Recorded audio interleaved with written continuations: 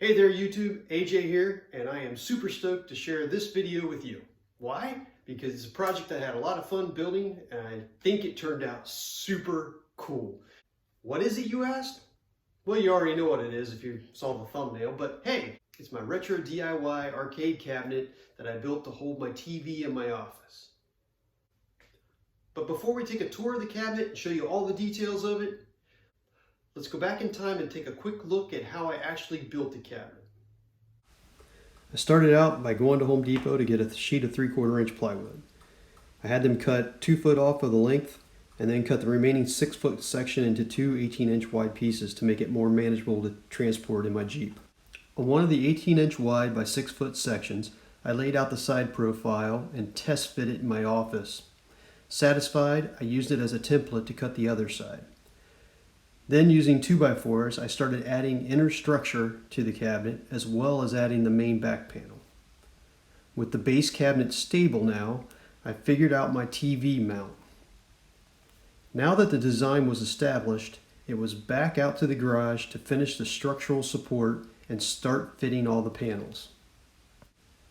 Once the main control panel was fitted, it was time to figure out the mount for the control boxes. After cutting the openings for the boxes in the control panel, I routed the edges at 2 different levels. One to mount the edge of the box itself, and one to flush mount the acrylic control panels. With the control boxes mounted, it was time to remount the TV and fit all the trim pieces to go around it. Now that all the woodwork was done, it was time to prime the entire cabinet. Notice the slots I've routed into all the edges around the cabinet. This is to mount the trim later. After the primer dried, it was time to start laying down the black background paint on all of the panels. This did take several coats in order to get a consistent color. For the next step in painting, I needed to mount the removable front panel. I did this by making a magnetic latching system by countersinking neodymium magnets into aluminum nutserts. With the front panel in place, it was time to mask off my graphic design. This was super tedious work and took quite a while. Then, with my weapons of choice in hand, I began spraying my design. And I was quickly nauseated. I was literally sick and thought I was going to puke. I really thought I had just ruined all of my hard work. However, thankfully, as I began to remove the masking tape, I was able to retrieve my heart from my stomach. It came out just as I envisioned and it looked great. I was overjoyed with the results. Once the cabinet was dry enough to move, I took it back into my office and began the final assembly. I put in the shelves and mounted the TV and the control boxes, and then started installing all the electronics. I used a Taptra kit instead of designing my own, just to avoid the hassle since it actually didn't cost that much more. I was starting to get excited about playing all those old arcade games from the 80s that I really loved. The anticipation was starting to build. Only the final touches were left now. I installed all the T-molding trim in the slots that I had routed in the edges earlier.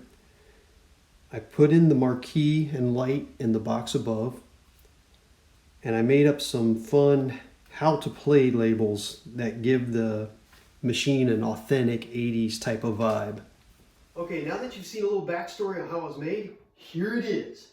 I thought it turned out really good. I'm really happy with it. You see the scale. I did make it a little shallow because I have a narrow area where I needed it to sit. So it's not as deep as a full-size arcade cabinet, but it really didn't need to be since I was using an LCD TV. Didn't need the big CRT screen to fit in there. So let's take an up-close look at some of the details of the cabinet. So starting at the top of the machine, we have the marquee that I didn't go into a lot of detail about in the build. So I actually had to design this myself, and I used some graphics online and combined a couple of different ones as well as create some of my own. If you see the little, kind of hard to see it in this color, but there's my Starcade logo that I built into it. And if you notice, the light behind it actually changes color, and it changes the entire color scheme of my marquee design. So it cycles through several different colors, from darker and brighter, and some of the details go in and out. And overall, it's pretty cool, I thought. Tiki Terra name, it's just a thing I came up with. It's not a real thing. I collect a lot of tiki mugs and tiki related items, and so just something that I like to do. So I carried that theme on into my cabinet. You can see the controls. It's typical game controls for like a PlayStation type controller. And you can see the stickers I made up for the controls. And then just for my little how to play sticker. In this, this is just a fun thing where I actually kind of poke fun at some of my friends. As we pan down, we see the main front panel and the design on it. And you can see where I actually included a real arcade cabinet door built into it. This does open, shows in. Right now I don't have anything, doesn't really do anything at this point. In the future, I'm thinking about maybe making a mechanism where the coin actually turns on the gaming system, and then this coin reject button will turn it off. One thing I did do is this whole front panel here is removable, and it's on a magnetic latching system.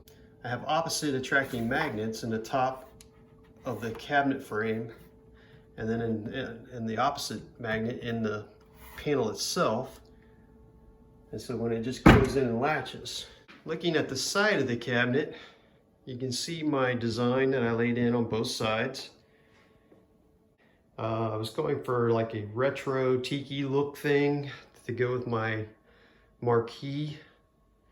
I think I hit it pretty close. I'm really happy with it, actually.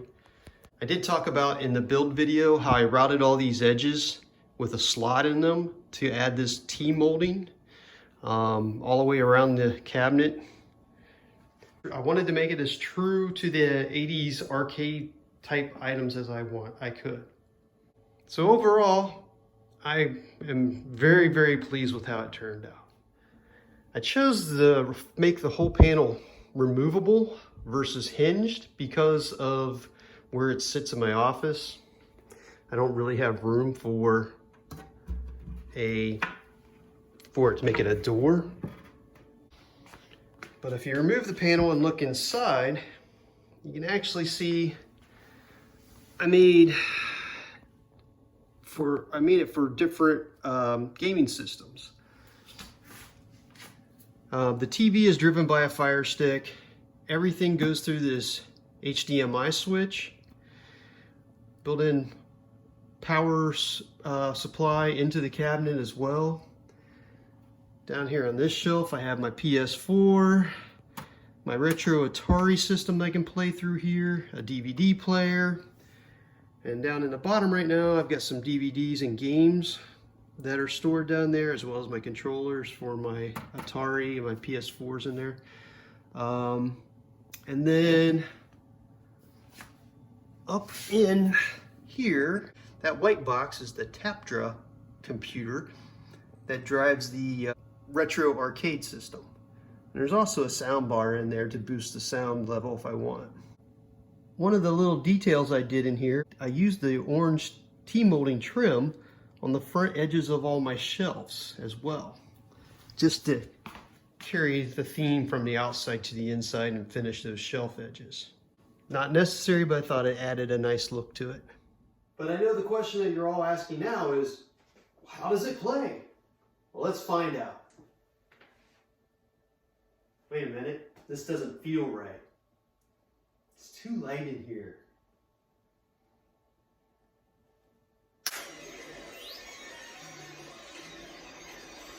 Yeah, that's better. Funway Freeway, circa 1983. It's almost as if you can smell that mixture of popcorn, stale cigarettes, ozone, and teenage BO.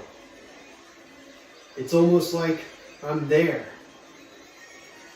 Wait a minute.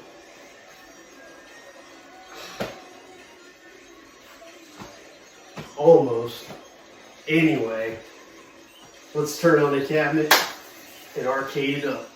So once the Chapter menu boots up, it gives you a list of all the games, and there's like 3,000 games preloaded into this. And then you can also download custom games that you want, or like if there's a particular game that's not on there, you can find it, you can download it and add it to it. You can take games off. Eventually I'm going to take a bunch of games off of this because there are tons and tons of the fighting games, and they're just something I wasn't really into.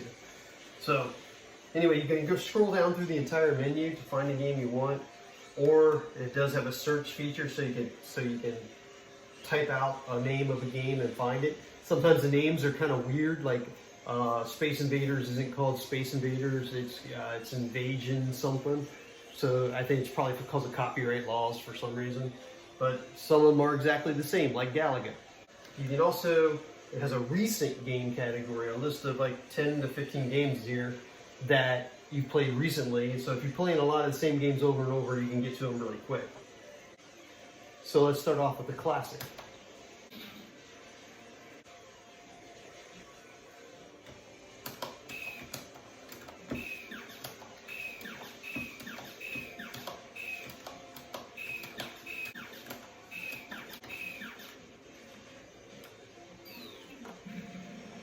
Or how about Galaga? I hated the people that could always memorize all the patterns so they can know right where to be when the thing started coming out. Hey, cleared the first screen.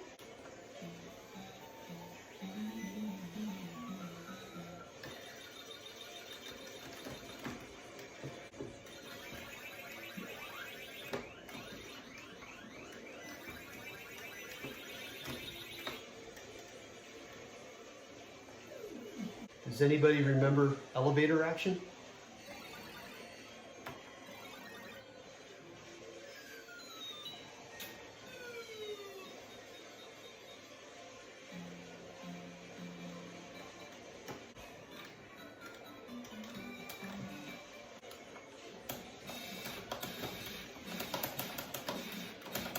Centipede always made me nervous, especially when you get down here to the bottom.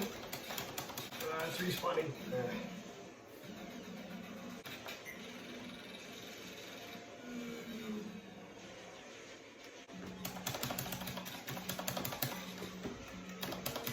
Yeah.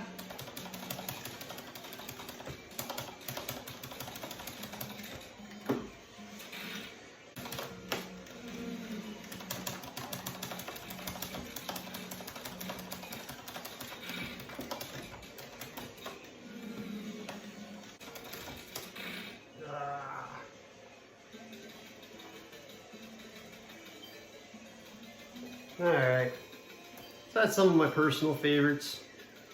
There's tons more. Most of the ones you can think of that's in there. Anyway, so that's my game cabinet. Hope you enjoyed the video. Hope you like my cabinet. Smash that like button. Give me a like. Make a comment. If you have any questions on how I built it or anything particular, you can leave a question in the comments below and I'll answer it. So, till next time, stay young. See you later.